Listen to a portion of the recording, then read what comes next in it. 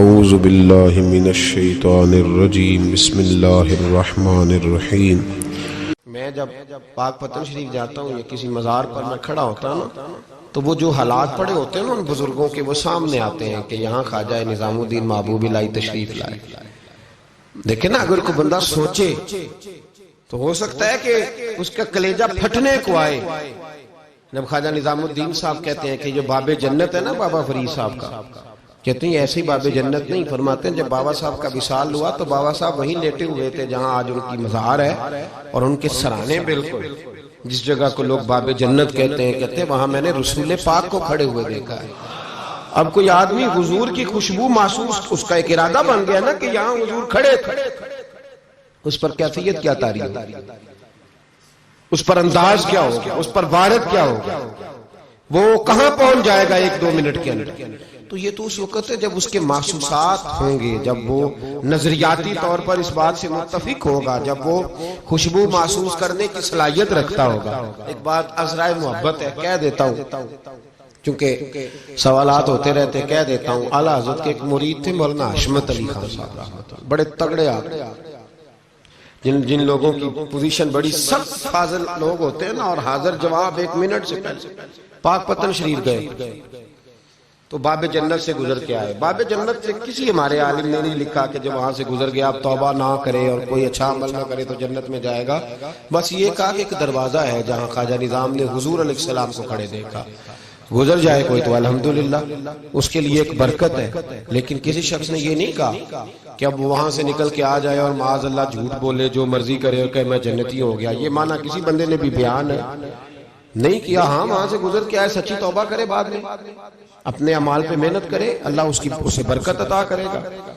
فرماتے میں پاک پتن شریف سے ہو کے آیا، رش بڑا تھا، اس کے ایام تھے، تو باب جنت سے گزر کے آیا تو میں بس کی چھت پہ بیٹھ گیا۔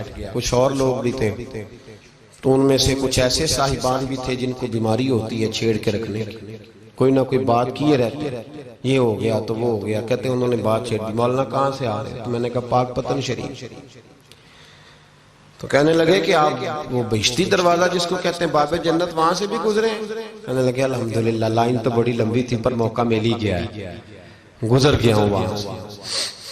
تو کہتے ہیں مجھے سونگنے لگ گئے۔ کہنے لگے پھر تو آپ جنتی ہو گئے ہوں گے، پر آپ کے پاس جنت کی خوشبو نہیں آ رہی۔ تنزیہ، انہوں نے کہا تنزیہ، تو کہتے ہیں انہوں نے طنز کیا تو مجھے بھی حق حاصل تھا، جواب در جواب کی تو اجازت ہونی چاہیے نا۔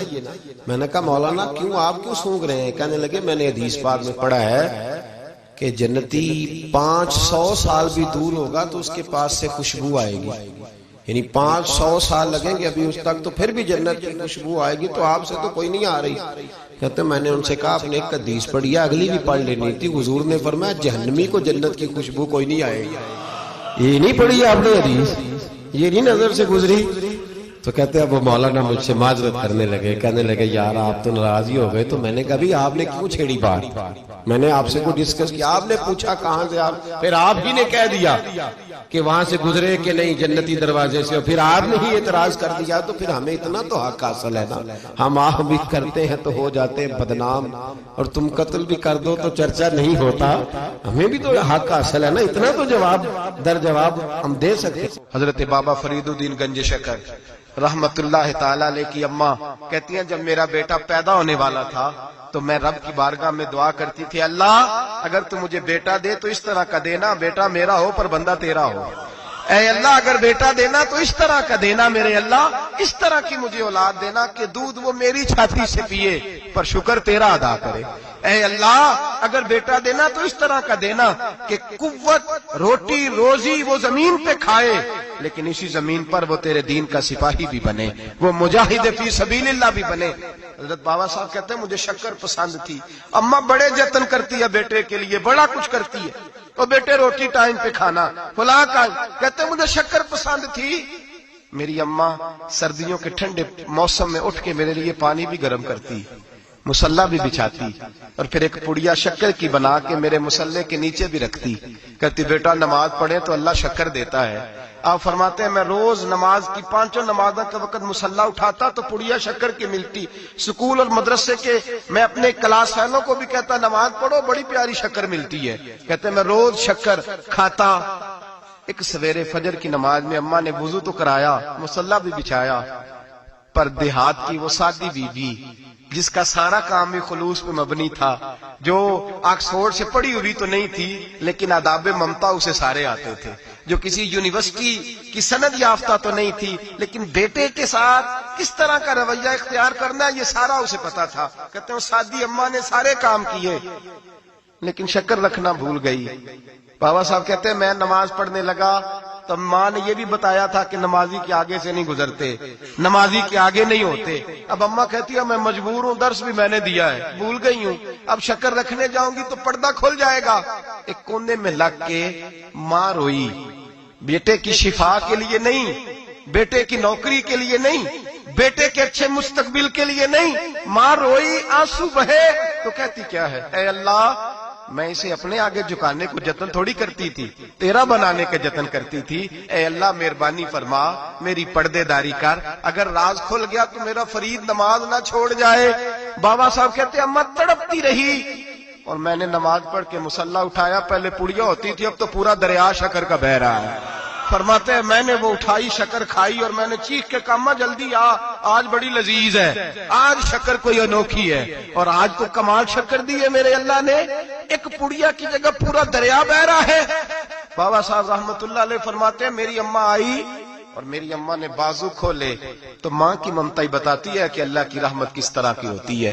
کہتے ہیں میں نے اماں کے سینے سے لگا تو اماں رو کے کہنے لگی بیٹے پہلے میں شکر دیتی تھی، آج شکر بنانے والے نے شکر عطا فرمائی ہے۔ ساری زندگی پیشانی سے سجدے کا نور نہیں گیا، ساری زندگی وہ لذت عبادت نہیں گئی، اس لیے کہ استاد نے ڈنڈے سے نمازی نہیں بنایا تھا، اس لیے کہ پیر صاحب نے یہ کہہ کہ نمازی نہیں بنایا تھا کہ نماز پڑھو گے تو روٹی میں برکت ہو جائے گی، اس لیے کہ علامہ صاحب کا وہ بات سن کے ہم نمازی نہیں بنے تھے کہ اس نماز میں بتایا جاتا ہے کہ بیماریاں ختم ہو جائیں گی نماز پڑھنے سے۔ اماں نے رب سے جوڑنے کے لیے نمازی بنایا تھا۔ ساری زندگی بابا صاحب کہتے رہے اٹھ فریدا ستیا چاڑو دے مسیح، چل ہن اٹھ فریدا ستیا چاڑو دے مسیح، او تو ستا ہے رب جاگدا تیری ڈاڈے نال پرید۔ ساری زندگی نماز کی ٹریننگ دینا، اپنے بچوں کو اپنے رب سے جوڑنا، اپنے بچوں کو اللہ کے ساتھ ان کا تعلق بنانا، ان کو رب والا بنانا، انہیں رسول پاک کا غلام بنانا، یہ ڈیوٹی ہے ماں باپ کی۔ ایک بہت بڑے محدث ہیں، اتنے بڑے محدث ہیں کہ میرے نبی کریم کی مسجد نبوی میں وہ حدیث کے استاد رہے، حضرت ربیعہ بن عبد الرحمن نبی پاک کی مسجد نبوی میں حدیث کے استاد ہوئے، اور حضرت حسن بصری جو جناب علی کے شاگرد ہیں وہ بھی حضرت ربیعہ کے شاگرد ہوئے، حضرت امام مالک جو 70 سال تک مدینہ اور مکہ میں حدیث پڑھاتے رہے وہ بھی حضرت ربیعہ کے شاگرد ہیں۔ ان کے والد کا نام تھا عبد الرحمن فروغ۔ تاریخ بغداد میں لکھا ہے کہ بنو امیہ کے دور میں تابعین کے زمانے میں جناب عبد الرحمن بن فروغ گھر سے چلے گئے، ایک روایت ہے بچہ چھوٹا تھا، ایک روایت ہے بچہ ابھی ماں کے پیٹ میں تھا، جہاد کرنے چلے گئے۔ اس دور میں یہ جہاد ہوتا تھا کہ ایک علاقہ فتح کیا تو مسلمان اگلے علاقے میں چلے گئے، اگلا فتح کیا تو اگلے علاقے، ایک کے بعد دوسرے لوگ پلٹ کے نہیں آتے تھے۔ حضرت عبد الرحمن گئے 30,000 دینار بیوی کو دے گئے، کہنے لگے سنبھال کے رکھنا، اور جہاد کرنے نکلے تو 27 سال تک گھر نہیں آئے، اور 27 سال کے بعد آئے تو حضرت ربیعہ محدث بن چکے ہیں، مسجد نبوی میں حدیث کے استاد ہیں، بیٹا بہت بڑا شیخ بن گیا۔ واپس آئے، ہاتھ میں نیزہ ہے، کالی داڑھی تھی ساری سفید ہو گئی، وجود بڑا تگڑا تھا، کمزوری آ گئی، آئے نیزہ پکڑا ہوا ہے، گھوڑے پہ بیٹھے ہیں، مدینہ منورہ میں گھر ہے، دروازے پہ دستک دی، حضرت ربیعہ نے دروازہ کھولا، اندر داخل ہونے لگے تو کہنے لگے بابا تو کدھر گھستا آ رہا ہے؟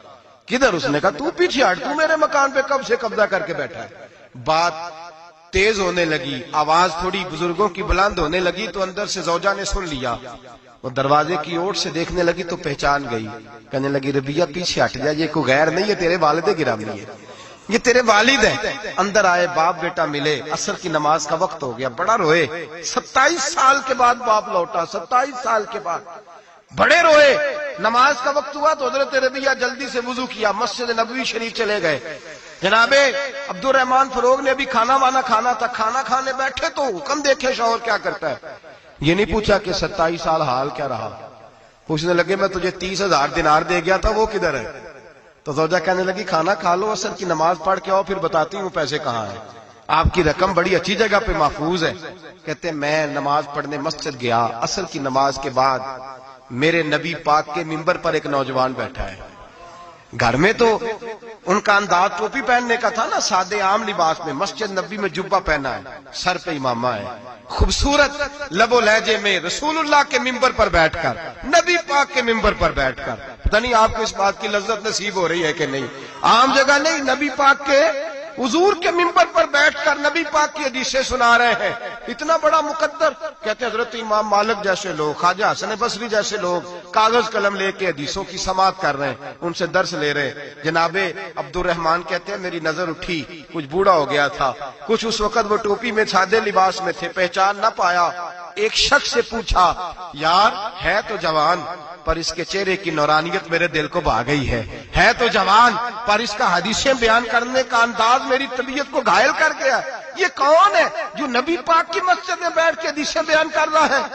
تو کہتے ہیں امام مالک کہنے لگے بابا جی چپ کر جاؤ، ہمارے استاد کے بارے میں اونچے لب و لہجے میں بات نہ کرنا. دیکھتے نہیں کتنے کتنے لوگ بیٹھے ہوئے خاموشی سے. تو میں نے کہا مجھے بھی تو بتا دو نا ہے کون. تو کہنے لگے کوئی عبد الرحمان فروغ نام کے بزرگ ہیں، یہ ان کے بیٹے ہیں، ربیہ نام ہے. کہتے ہیں جب لفظ کہے تو میرے آنسو چھلک کے باہر آئے اور میں حضور کی مسجد میں گر گیا اور رونے لگا کہ یہاں اور میرے رسول پاک سید عالم صلی اللہ علیہ وسلم کے ممبر پر اور میرا بیٹا. کہتے ہیں میں تڑپ کے گھر گیا اور گھر جا کے میں نے اپنی بیوی کو جب دیکھا تو میرے آنسو نکل گئے. میری بیوی سمجھ گئی کہ یہ میرے محدث بیٹے کو دیکھ آیا ہے. کہتے ہیں بیوی رو کے کہنے لگی میں نے آپ کے 30,000 دینار آپ کے بیٹے کو مصطفیٰ کریم کی حدیث کا استاد بنانے میں خرچ کر دیے. میں نے وہ 30,000 دینار خرچ کر دیے، 30,000 دینار آپ کا بیٹا میں نے. تو کہتے ہیں میں اپنی بیوی کی طرف دیکھنے لگا. میں نے کہا قربان جاؤں، میں اگر اللہ کے دین کے رستے میں تھا تو نے میرے ساتھ نیکی کی ہے، میرا بیٹا بھی دین کے رستے پہ لگا دیا. میرے بھائی اللہ سے جوڑا، اللہ سے جوڑا ان لوگوں نے اپنی اولاد. بابا فرید الدین مسعود گنج شکر رحمت اللہ تعالی علیہ کے ایک مرید تھے. بابا صاحب سے مرید ہوئے تو بابا صاحب فرمانے لگے ہاتھ مجھے دیا ہے تو میرا ہی رہنے دینا. اب جگہ جگہ نہ بھاگتے پھرنا، نوے نوے نہ یار بنائیے وانگ کمینے الوں کا. اب جگہ جگہ نہ گھومتے پھرنا. اس نے کہا حضور ٹھیک ہے صحیح ہو گیا. بس ہر آدمی کے لیے یہ حکم نہیں ہو جس رنگ میں یہ بات کر رہا ہوں اسی رنگ میں لینا. لوگ رنگ بھی بدل لیتے ہیں نا باتوں کا. جس رنگ میں بیان کر رہا ہوں نا وعدے نبھانے کی صرف بات کر رہا ہوں. ورنہ اللہ تبارک و تعالیٰ کا فضل ہے. میرے ایک دوست ہیں پیر صاحب، تو وہ مجھے کہنے لگے میں نے اپنے مریدوں کو کہا ہے کسی اور کی تقریر نہیں سننی، کسی اور کی محفل میں نہیں جانا. آپ نے بھی کہا ہے کہ نہیں کہا؟ تو میں چپ کر گیا. کہنے لگے آپ بولے نا کہا کہ نہیں کہا. پیار سے کر رہا ہوں، چلو بات آ گئی ہے تو آج کر دیتا ہوں. آپ پیار والے لوگ بیٹھے ہیں نا، کر لوں محبت والی بات. تو وہ مجھے کہنے لگے کہ آپ نے بھی کہا ہے کہ نہیں کہا. میں نے کہا آپ کو کیا ٹینشن ہے؟ کہنے لگے میں نے آپ کے 2-4 مرید فلاں جگہ بیٹھے ہوئے دیکھے ہیں. میں نے کہا میں نے نہیں کہا. کہنے لگے کیوں؟ میں نے کہا میرا تو دل کرتا ہے ان سے کہوں کہ ہر جگہ جاؤ، جگہ جگہ جاؤ. دیکھو ساڈے ورگا ملیا تو بہ جیا، جی نہ ملیا تو واپس آ جایا. ختم ہو گئی بات. اتنی کیا بات ہوئی کہ بندہ منتیں کرتا پھرے. کو مل گیا نا. خدا جانے بلندی ہے کہ پستی، پر جہاں میں ہوں وہاں کوئی نہیں ہے. ایسی کیا بات ہوئی؟ آپ جائیں جگہ جگہ جائیں. کو مل گیا تو یار ضرور بیٹھ جانا.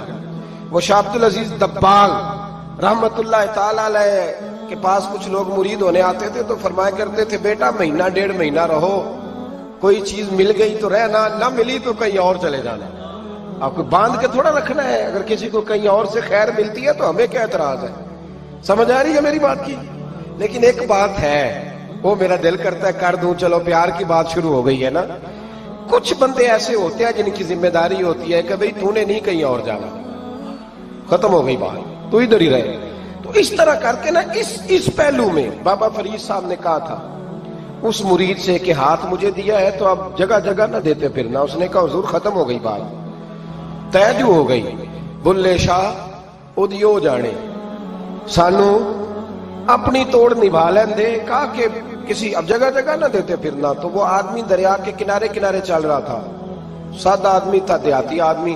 یہ بہت پڑھے لکھے لوگ کئی دفعہ پوری باتیں نہیں مانتے، ناراض نہ ہو جانا پڑھے لکھے بندے.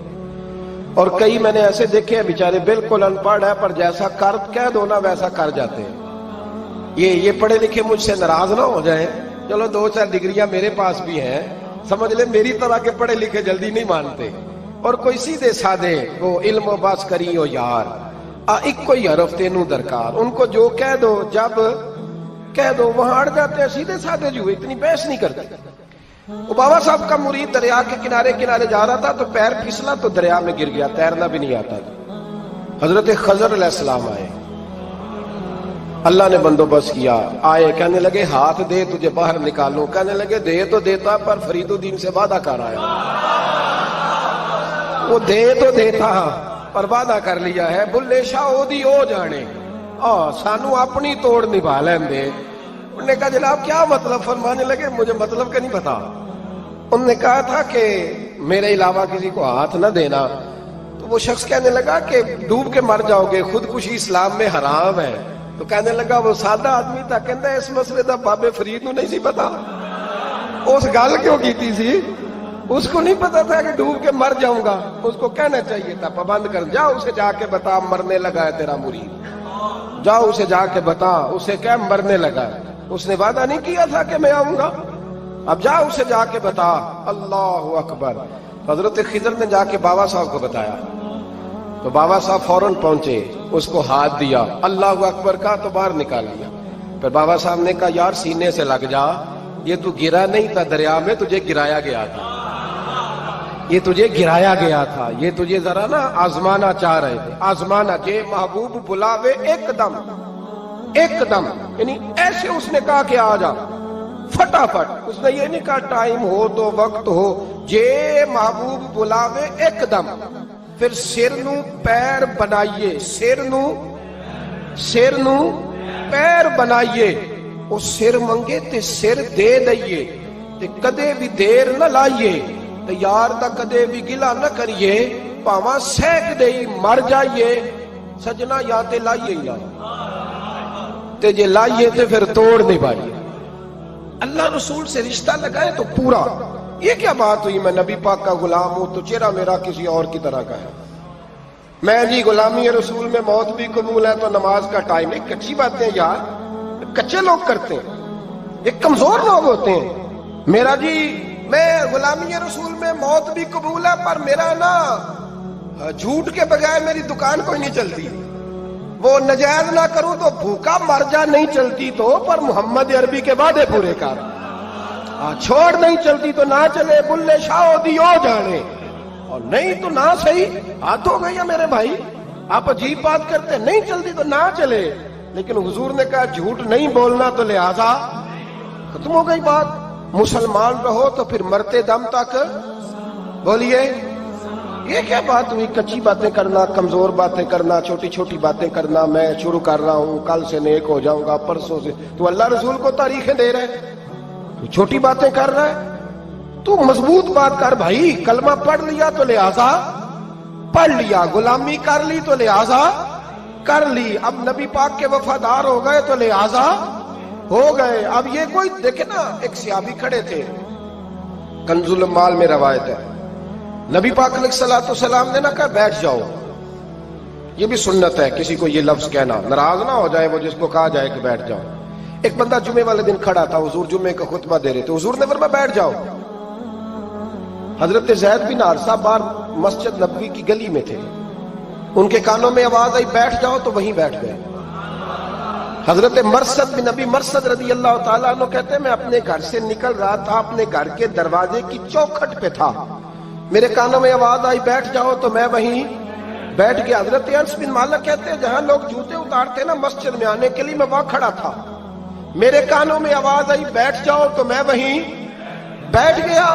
فرماتے ہیں جمعہ ہو گیا، نماز کے بعد حضور نے فرمایا زید بن حارثہ کہاں تھے؟ جمعے میں نظر کیوں نہیں آئے؟ بے خبر ہو جو غلاموں سے وہ آقا کیا ہے، جمعے میں نظر کیوں نہیں آئے؟ عرض کی حضور گلی میں آ رہا تھا تو آپ کی آواز آئی تھی بیٹھ جاؤ، تو میں نا ادھر بیٹھ گیا تھا، تو حضور نے رخ پھیرا، فرمایا مرثد تم کہاں تھے؟ حضور میں گھر سے نکل رہا تھا، ابھی چوکھٹ پہ تھا تو آواز آئی بیٹھ جاؤ تو سوڑیا میں وہیں بیٹھ گیا۔ انس بن مالک تم کہاں تھے؟ عرض کی سوڑیا جہاں ساری دنیا جوتے اتارتی ہے نا، جوتے لوگوں کے جوتے، میں نا جوتوں میں ہی بیٹھ گیا۔ تو محبوب نے فرمایا میں نے نہ تو زید کو کہا تھا، نہ انس کو کہا تھا، نہ مرثد کو کہا تھا، میں نے تو فلانے کو کہا تھا۔ عرض کی حضور آپ نے نام تو نہیں نہ لیا، آپ نام تو نہیں نہ لیا کہ فلانا، آپ نے کہا بیٹھ جاؤ۔ تو حضور ہم غلامی والے لوگ ہیں، ہم ویسے نہیں کرتے، جس کے کانوں میں جہاں آواز گئی وہ وہیں بیٹھ گیا۔ ہم نے نہ کبھی قطرے پہ غور کیا اور نہ دریا دیکھا، بس جہاں تیری جھلک دیکھی وہیں ڈوب گئے۔ یہ کیا بات ہوئی کہ اللہ رسول سے رشتہ بھی ہے تو کرتا ہوں، تو دیکھتا ہوں، تو دیکھ لیتے ہیں تو چلتے ہیں۔ نہ یہ کچے لوگوں کی باتیں، یہ کمزور لوگوں کی باتیں، یہ ان لوگوں کے معاملات ہیں کہ جو بڑے چھوٹے دل کے لوگ ہیں۔ آپ نے کہہ لیا اللہ ہمارا رب ہے، تو قرآن کہتا ہے جب کہہ لو نا کہ اللہ رب ہے، ان الذین قالوا ربنا اللہ ثم استقاموا تتنزل علیہم الملائکہ، جب تم نے کہا کہ اللہ ہمارا رب ہے تو پھر ڈٹ جاؤ، اللہ تمہاری مدد کے لیے فرشتوں کو بھی نازل فرما دے۔ حضرت ابو ذر غفاری کلمہ پڑھنے آئے، حضور صلی اللہ علیہ وسلم نے بڑی ساری نصیحتیں فرمائی۔ ایک نصیحت حضور نے فرمائی، ابو ذر ادھر دیکھنا میرے یارو میری طرف۔ ایک نصیحت حضور نے یہ فرمائی، فرمایا ابو ذر لوگ نا تجھے میرا نام لے لے کے تانے دیں گے کہ تو بھی ان کا ہو گیا ہے، جے کر یار دے نام دا ملے میڑا۔ ہاں لوگ تجھے تانے دیں گے، کہیں گے اب تو بھی ان کا ہو گیا ہے، تو بھی اپنے باپ دادا کا دین چھوڑ گیا ہے۔ تو کہا کہ ملامت جب لوگ تجھے کرے نا تو ملامت کرنے والوں کی پرواہ نہ کرنا، تانا دینے والوں کی پرواہ۔ تانے بڑے مزیدار ہوتے ہیں، آپ یقین کریں، تانے بڑے مزیدار ہوتے ہیں، بڑے شاندار ہوتے ہیں تانے، اور ان میں نا کئی دفعہ بڑا چسکا ہوتا ہے۔ کبھی کبھی کچھ باتیں یاد آتی ہیں کہ فلاں بندے نے فلاں موقع پہ فلاں بات کی تھی، کبھی کبھی یاد آتی ہے اور دل بھی کرتا ہے اس کو یاد کرائیں، پھر خیال آتا ہے کہ یہ بات نہ کرتا تو شاید اللہ اتنا اونچا اڑنے کا موقع ہی نہ دیتا۔ تندی باد مخالف سے نہ گھبرا اے عقاب، یہ تو چلتی ہے تجھے اونچا اڑانے کے لیے۔ تو نبی کریم علیہ السلام نے کہا ابو ذر ذرا غور کیجئے گا بات، کہا لوگ نا تجھے اب تانا دیں گے، برا کہیں گے۔ اب تو جو دین قبول نماز پڑھتا ہے لوگ شاباش دیتے ہیں، تبلیغ کرتا ہے لوگ، اس زمانے میں تو تانے ملتے تھے، لوگ تانے دیں گے، ذرا خیال کرنا۔ کہا یا رسول اللہ بس وعدہ ہو گیا، دے لے جسے جتنا تانا دینا ہے، دے لے، ختم ہو گئی بات۔ حضرت ابو ذر نا یہ اس وقت صحابہ چھپ چھپ کے نمازیں پڑھتے تھے حضرت زید بن ارقم کے گھر میں، دار ارقم۔ وہاں سے باہر نکلنے لگے نا کلمہ پڑھ کے حضور سے وعدہ کر کے، تو دروازے پہ گئے تو ایک صحابی نے کہا کہ ابو ذر ابھی باہر جا کے بتانا نا کہ میں مسلمان ہو گیا ہوں، ایک تو لوگ تمہیں تانے دیں گے اور دوسرا ہو سکتا ہے مارے بھی، باہر جا کے بتانا نا ورنہ لوگ نا برا کہیں گے۔ تو حضرت ابو ذر غفاری نے غور سے اس صحابی کا چہرہ دیکھا اور کہنے لگے مشورہ آپ کا ٹھیک ہے پر میں نے ماننا کوئی نہیں، مشورہ آپ کا ٹھیک ہے پر میں کوئی نہیں مانوں گا۔ کہا کیوں؟ فرمانے لگے میں نے ابھی نبی کریم سے وعدہ کیا ہے کہ میں کسی کی پرواہ، میں نہیں پرواہ کروں گا کسی کی، ختم ہو گئی بات، مارے جس نے مارنا ہے، دیتا نہ جس نے دینا ہے، ابھی تو وعدہ کیا۔ یہ کیا بات ہوئی کہ لوگ کہیں گے تو مولوی ہو گیا ہے، لوگ کہیں گے تو غلام ہو گیا ہے، لوگ کہیں گے تو دنیا دار ہو گیا ہے، وہ جی بچے کی شادی پر بینڈ باجا نہ بجایا تو دنیا تانے دے گی۔ دنیا کون ہوتی ہے؟ کبھی آپ نے یہ سوچا ہے کہ آپ نے دو شخصیتوں کو بیچ میں رکھا تو آپ نے وزن کس کا کیا؟ ایک طرف دنیا، دوسری طرف اللہ رسول کا دین۔ کبھی سوچا آپ نے کہ وزن کس کا نکلتا ہے، اہمیت کس کو دیتے ہو؟ کبھی سوچا ہے، غور کیا ہے؟ خدا کے بندو سوچو تو صحیح، ایک طرف دنیا کو رکھا، دوسری طرف اللہ رسول کا دین، اور پھر کہا جی دنیا نہیں مانی تو لہذا میں نے دین پہ عمل نہیں کیا۔ پتہ ہے آپ نے کیا کیا ہے؟ اللہ قرآن میں کہتا ہے لوگوں نے قدر نہیں کی اپنے رب کی جیسی کہ قدر کرنی چاہیے۔ عجیب معاملہ ہے نا یار، عجیب۔ نبی کریم صلی اللہ تعالی علیہ وآلہ وسلم کہ جو مدینے کے لوگ تھے نا، انہوں نے بڑی قربانیاں دی تھی، قربانیاں دی تھی، اپنی جگہ دی شہر میں۔ یہ مدینہ وہ واحد شہر ہے جو بغیر تلوار کے فتح ہوا ہے۔ مدینے والوں نے کوئی بحث نہیں کی، انہوں نے گردنیں سیدھی سیدھی حضور کے قدموں پہ رکھ دی۔ مدینے والوں نے بڑی قربانیاں دی. مکے والے بعد میں مسلمان ہوئے فتح مکہ کے بعد. فتح مکہ کے بعد نا ایک جنگ اور ہوئی, ایک جہاد اور ہوا, تو وہاں سے بہت سارا مال غنیمت آیا, بہت سارا مال غنیمت آیا. اسلام میں حکم ہے کہ جو آدمی نیا نیا کلمہ پڑھتا تھا نا تو اس کے رشتہ دار اسے چھوڑ دیتے تھے, تعلق ٹوٹ جاتا تھا. تو پھر حکم دیا گیا کہ تالیف قلب کرو. مؤلفۃ القلوب ایک پورا عنوان ہے, ان کو مال دو تاکہ وہ گھر بنا لیں, کاروبار کر لیں. تو نبی کریم علیہ السلام نے نا جن لوگوں نے مکے میں تازہ کلمہ پڑھا تھا نا ان کو ذرا مال زیادہ دیا. یہ بخاری مسلم ہے, حضور نے ان کو زیادہ پیسے دیے. مدینے کے جو نوجوان قسم کے لڑکے تھے نا چند, ان میں سے ایک دو نے کہا کہ حضور کے وہ رشتہ دار ہیں نا قریبی, تو رشتہ داروں سے پیار کرنے کا حضور حکم بھی دیتے ہیں, اس لیے نبی پاک نے ذرا توجہ زیادہ فرمائی ہے, وہ بھی ازرائے محبت. جیسے بندہ کہہ دیتا ہے نا کہ ماشاءاللہ اب تو اپنا بیٹا مل گیا ہے, ماشاءاللہ بھائی بھائی بیٹھے ہو اب مل کے, اس طرح ازرائے. سمجھ آ رہی ہے میری بات کی؟ جن لفظوں میں بات بیان کر رہا ہوں ان لفظوں میں سمجھیے گا. محبت کے ساتھ کہا کہ وہ اپنے ہیں نا حضور کے, اس لیے حضور کا دل چاہا ہے, حضور حکم دیتے ہیں کہ اپنوں سے صلہ رحمی کرو, اس لیے نبی پاک نے زیادہ دیا ہے. بس وہ ایک آدھ آدمی نے بات کر دی تو بات چلنے لگی, چلتے چلتے چلتے چلتے نا وہ بات میرے محبوب تک بھی پہنچ گئی. ترکی خیمے میں حضور بیٹھے تھے تو نبی کریم علیہ السلام نے فرمایا بھائی اس طرح کرو, مکے والا کوئی بندہ نہ آئے, صرف مدینے والوں کو بلاؤ, صرف نام لے مدینے والوں کا, صرف جی صرف مدینے والوں کو بلاؤ, فقط ان سے بات کرنی. مدینے کے لوگ آ گئے, اللہ کے حبیب نے گفتگو شروع کی.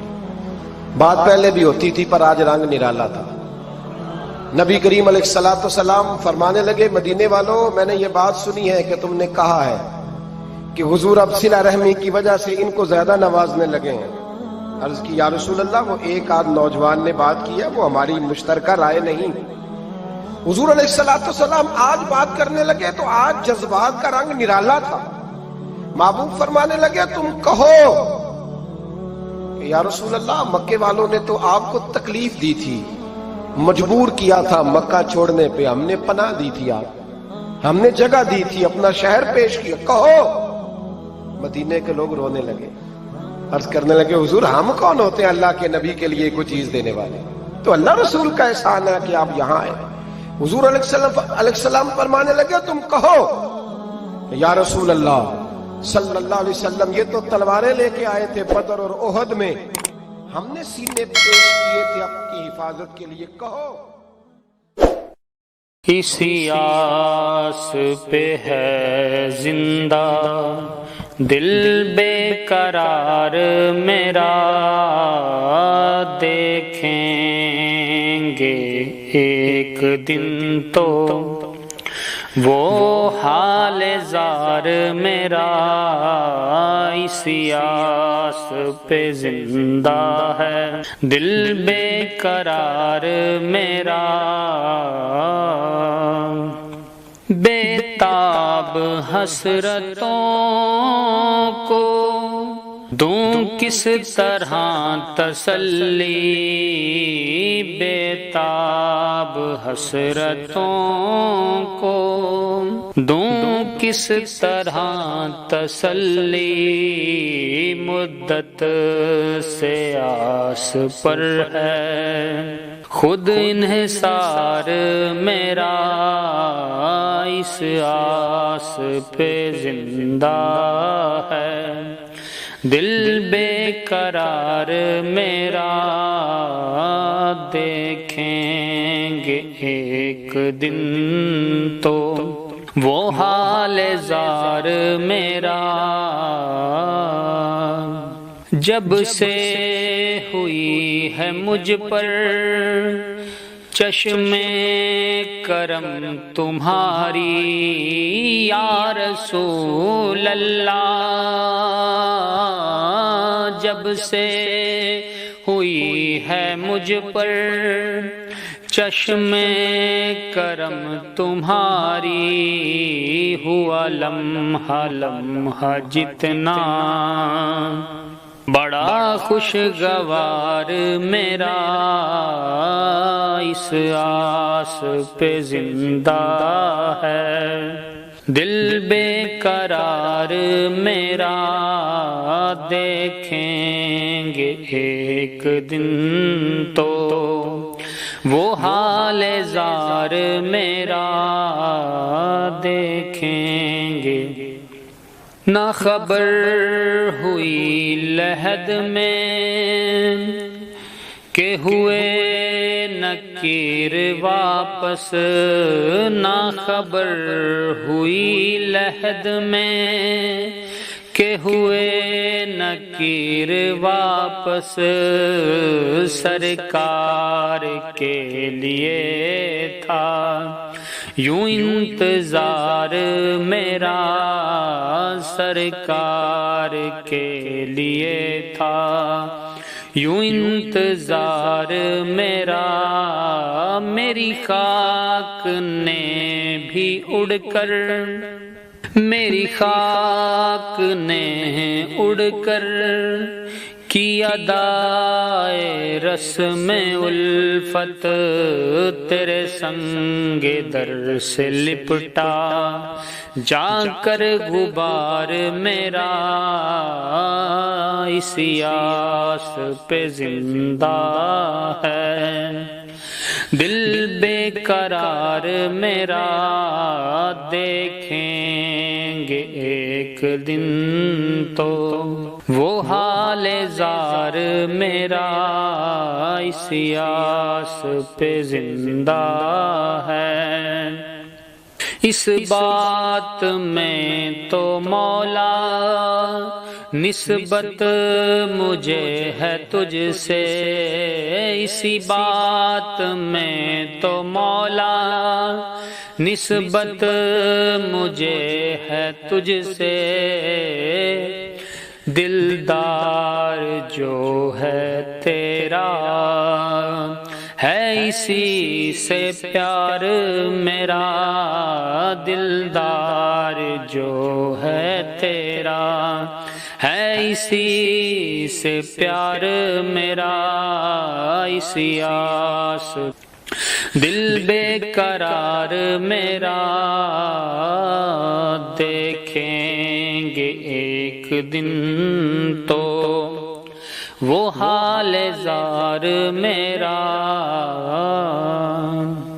ان کے خیال کی جب آمد ہوئی ہے ناصر، ان کے خیال کی جب آمد ہوئی ہے ناصر، صحرائے دل ہوا ہے باغ و بہار میرا، صحرائے دل ہوا ہے باغ و بہار میرا، اس آس پہ زندہ ہے، دل بے قرار میرا دیکھیں گے ایک دن تو، وہ حال زار میرا میرے سرکار کے لیے ہے، یوں انتظار میرا